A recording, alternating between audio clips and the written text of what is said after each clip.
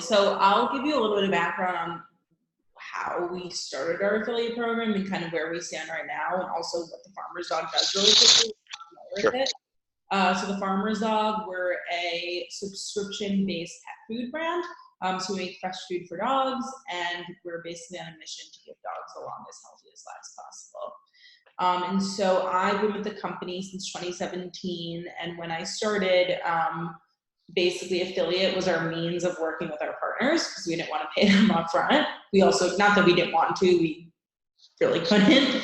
And so me and my co-founder started just doing really manual outreach to people and kind of built the affiliate program as we went. So it started out super manually, just like tracking and sending reports. And then I learned about that there were affiliate networks. So then we joined Pepper Jam, and I've pretty much, and then our co-founder became less involved. And so from there, I've started to scale the program. So now I've been doing it for 2 years. We work with Impact Radius now. We have a pretty decent program. I would say we're averaging a nice amount of signups per month. And we work with a wonderful agency. They're great. But I think, as this scales, we'll want more people to be involved internally.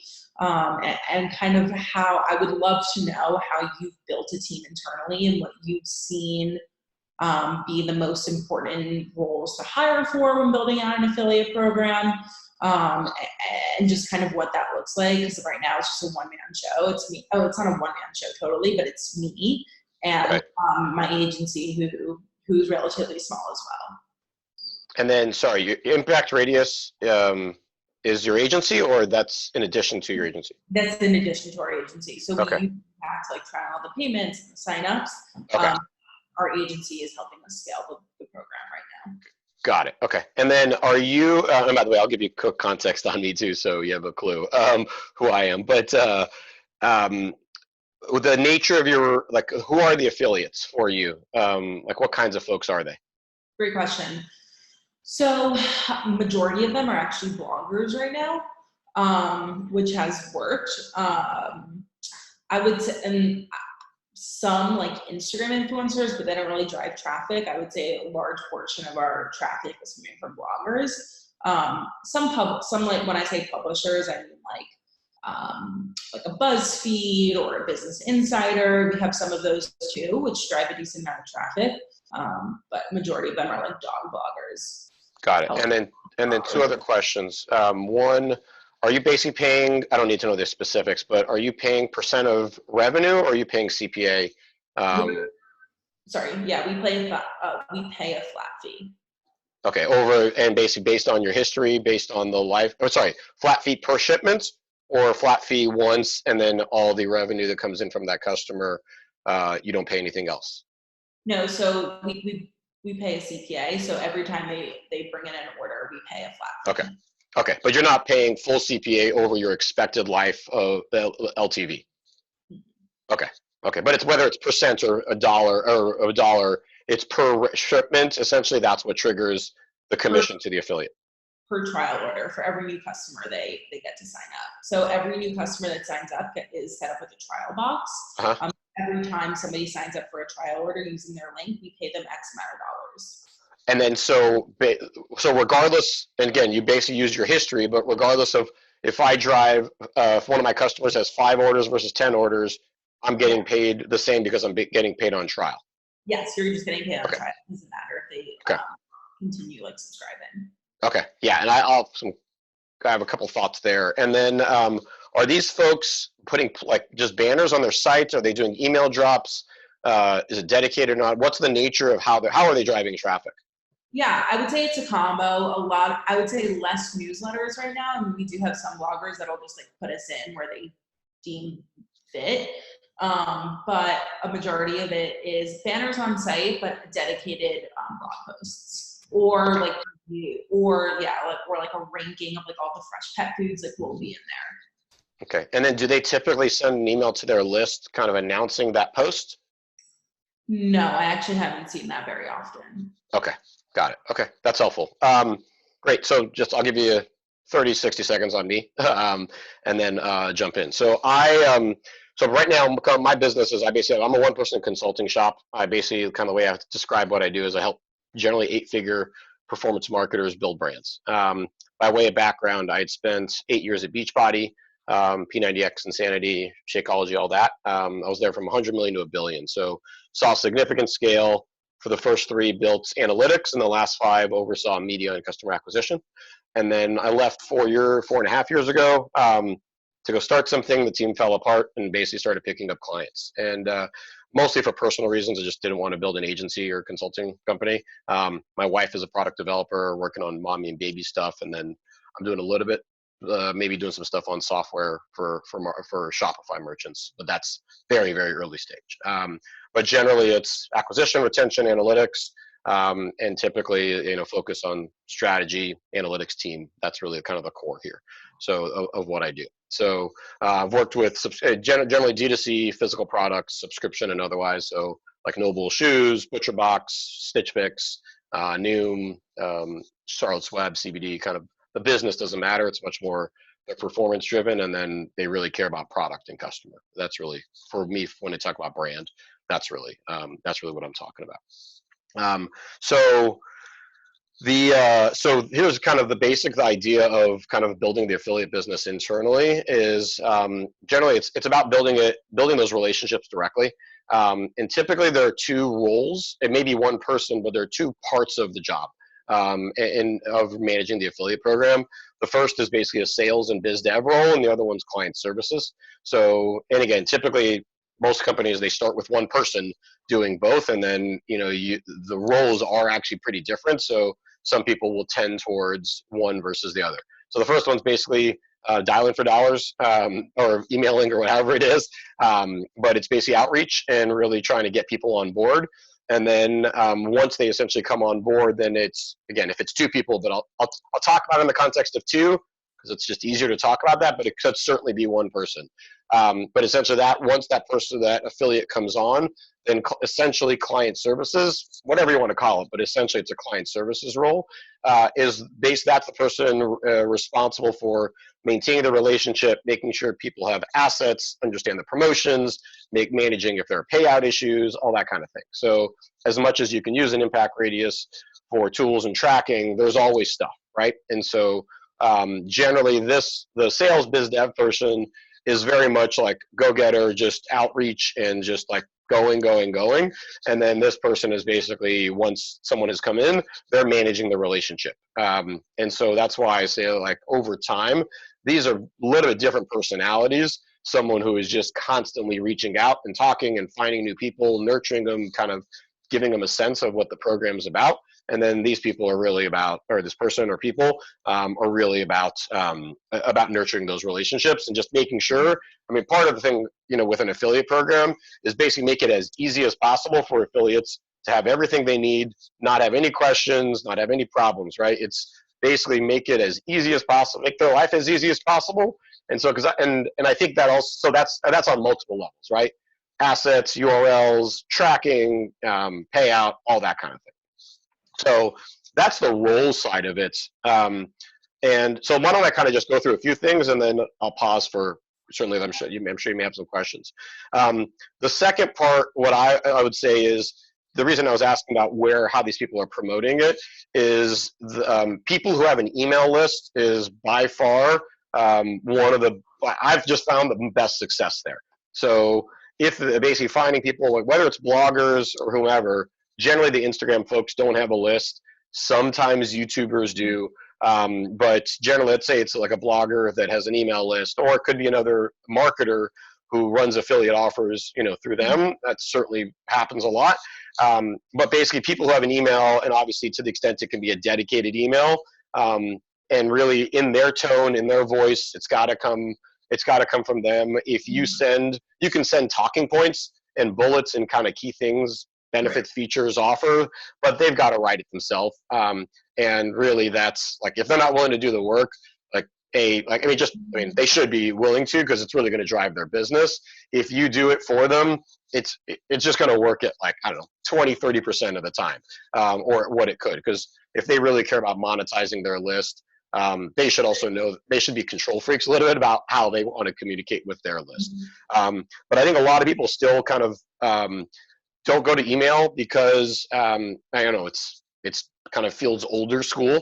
But the reality is, if you can get in people's inbox, 20-30% open rates, so it's not great, it's not 80%, but it's just a lot more effective to have a dedicated email basically from the blogger or whoever it is, with the offer, with Farmer's Dog or whoever the business is, the offer is. And then the other part I would say is, to the extent you can have a at least semi-dedicated lander for them, even if it's literally logo and name, hey, welcome visitors of Bobak's blog, then it just feels there's a sense of continuity there. I don't think you have to do full build out, but literally like logo and name, then people know they're in the right place. And then there's a sense of feeling welcome. Like, that's not a deal. That's not going to double the business, but that's a small thing that all these littles do add up over time. So at the basics, like, and then I can kind of, let me pause there because there are a couple other things around payout and structure I would kind of talk about, but does that make sense? Yeah, totally. I guess my question is, like, do you have any tips for how to find these newsletters or these bloggers aside from like just manually Googling? Yeah, I mean, there are, I'll find it. I can send it to you afterwards, and I can, but there are a couple tools like some folks use, but honestly, it's usually, it is probably more manual than you would prefer. And I feel like even the agencies who claim they have all this stuff, like there's a bit in like recruiters, like there's just a bit of legwork you end up doing. And then honestly, as also, I mean, I'm guessing you know who a bunch of the players are. Once you also start announcing, you've got, I mean, I think part of it also is about promotion from your side. Are you announcing that you have an affiliate program, letting people know that? And then when they see other people sending emails and doing that, oftentimes that starts to attract other folks as well. Makes sense. Okay. Yeah, I'm looking at your sites. Oh, I guess there's an affiliates thing on the bottom. Yeah, so you have that. So that's good. I mean, that's certainly more than a lot of other people do. But really, it's honestly, it's a bit more manual than automated from the side of and that's where, so whether it's looking at newsletters, Instagram, YouTube, kind of whatever the platform is, it really is, where's your audience? And then the other thing I would say is who are the people who have your audience? So certainly folks with dog and pets and things like that. But if you know your customer is a Midwest mom with 2 kids and like high propensity to have a dog, then going after people who have that same audience, like wellness moms, for example, or something like that. That's the thing. It's really who has your audience and where is it going to be not a stretch for them to send an offer. So if someone has been talking about health and fitness, but every once in a while they talk about pets, or you just know, or they just know that they have an audience that has a good number of dog owners in it, and they would care, then that's part of the filtering too on that side. Sorry, I muted myself, but yes. That's okay. And then, and that's really, that's where this person, again, if it's a one person, it's obviously they got to do both sides of it. But over time, you just start to build that list, start to, figure out what that right messaging is. And, that's why I say it's like someone who is just in constant outreach, and then someone who is in essentially execution and day-to-day management. The one other thing I would say is, whether or not you have it sounds like a trial offer that rolls into, kind of whatever the full price or, that kind of thing. Mm-hmm. Folks, whether you have that or not, I have seen plenty of folks start with essentially on a per shipment basis, whether it's dollar or percent of AOV or that actual revenue. It may mean that it'll mean you pay less. You reduce your risk. It also may mean you don't play with the tier 1 folks to start. You may because some of the tier 1 folks are like, look, I want all of it day one. You guys do whatever you do. So the tier 2, tier 3 people generally don't have as big an audience, but they're also not as demanding, and they're frankly just a little bit easier to work with. So one of the things I would say is just be careful whether you have a free trial or not. I would try to err on paying per shipment, especially if you have a subscription business, right? If you have a one shot, then you're paying that per shipment essentially is your first, and then the repeat maybe comes 20% of it comes 60, 80, 90 days later, right? So I'm assuming you have a subscription business. I would rather reduce the risk from your side and see how much you can essentially shift on a per shipment. So if someone drives high quality traffic, then they're going to get paid more. If they drive really low quality traffic, they're going to get paid less. And also it does take a little bit of time for you as the business to figure out how good their traffic is, right? So you can do a holdback on, third pay end of the calendar month, come back for, clawback, chargebacks, refunds, for all that fraud. Even then it's a bit of a pain. I'd rather have that and then just pay as the customer comes. And then frankly, if they've driven revenue that's, from the customer that signed up 6 months ago, they're getting paid for it. It's a nice surprise for them to say, wow, I'm getting a check and I haven't emailed for them in 2 months, right? Mm-hmm. So yeah, you are reducing the payment on the front end, but again, part of the thing for me with affiliates is also, it's a great way to get a lot of people talking about you, but also reduce your risk. Yeah, totally. I think that's been one of my biggest challenges is kind of maneuvering my way through the affiliate world and trying to figure out this fraud aspect to it, which is so like hard to figure out. And what does fraud look like for you? Like what? Fraud is just like fake orders. So people like trying to hack it. Okay. Yeah. And so it's been, I don't know. I mean, because I never had really experience going into the affiliate world, like it wasn't really something I was thinking of, but now it's like constantly at the forefront of my mind. And it almost like makes me nervous to work with new people. Yeah, I mean, so I think this is where also, so certainly you should have terms saying that people can't bid on they can't be bidding on search, right? So brand, typos, misspellings, TM plus, all that. And there are tools, because there are two, again, I have the name, I just got to track it down. There are tools that will monitor in different geos, right? Because if they know you're in, where are you located? We're in New York. Right. So if they know you're in New York, they can essentially run their, paid search to basically carving out New York. So when you all look in your office, you won't see them. But if I'm in California, and then it can show up there. So there are some tools you got to be careful. I mean, there are some third-party tools to help monitor that.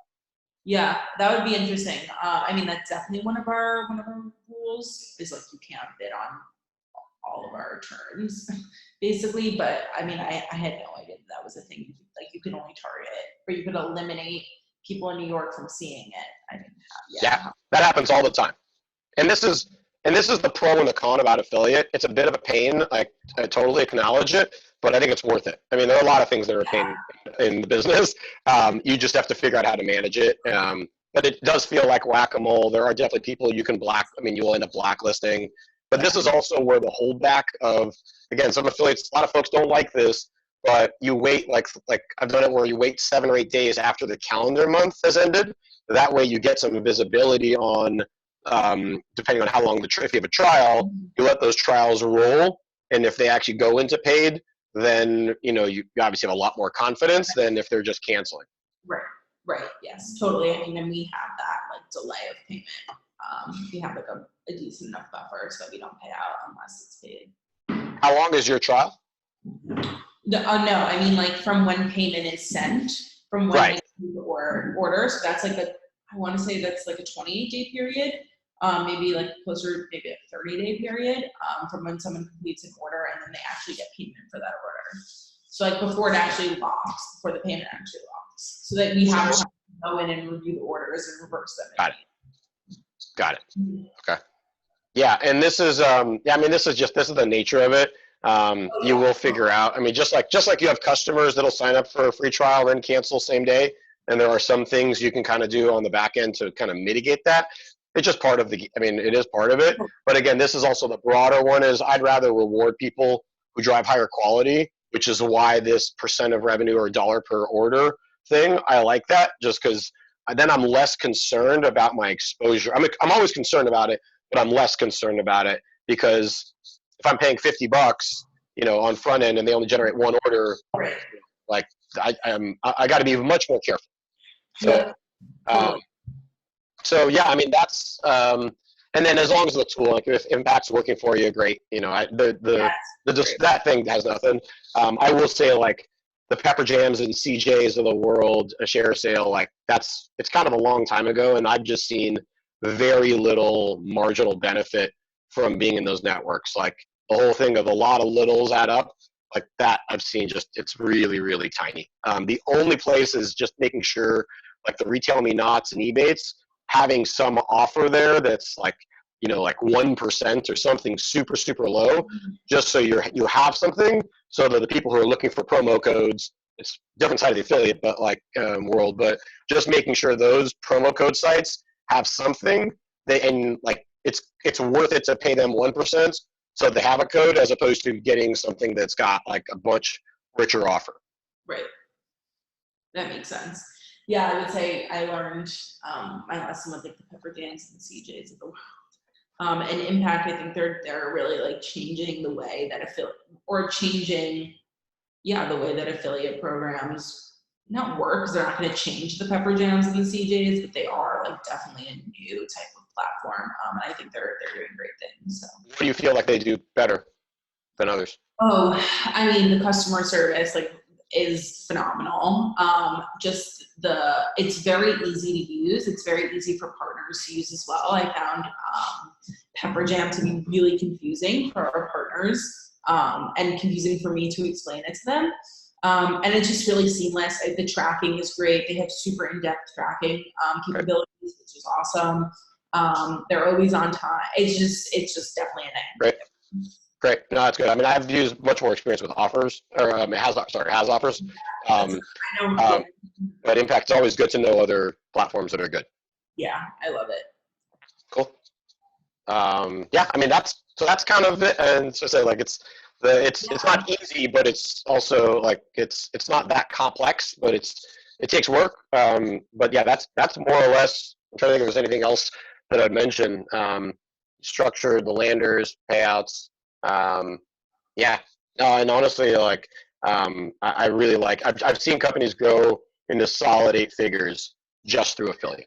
So it's not just. I mean, maybe if you're hyper niche, but especially with you, like there's dogs and pets are ginormous market. Totally. Yeah, no, I'm really excited about the opportunity here, and I'm glad to be working with. Like I said, we work with an incredible agency, and so I'm really glad to have them on board. And we are kind of tag teaming it with like that client services role and then like the recruiting role. So I think that's how we're doing it right now, and it's working. But I just always like to talk to other people in the affiliate space because I'm only 2 years. I only have 2 years of experience in this, so it's always helpful to know what other people are doing and how they've been able to scale.